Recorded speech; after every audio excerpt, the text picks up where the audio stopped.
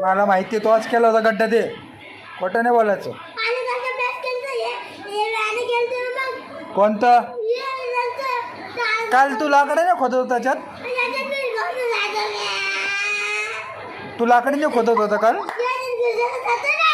कशात? मी पाहिलं ना 2 काड्या तू त्याच्यामुळे ठोकत होता का नाही या गड्ड्यात मोठ्या. मग मी पाहिलं तू माती उकरत होता का नाही? खोटं नाही बोलायचं.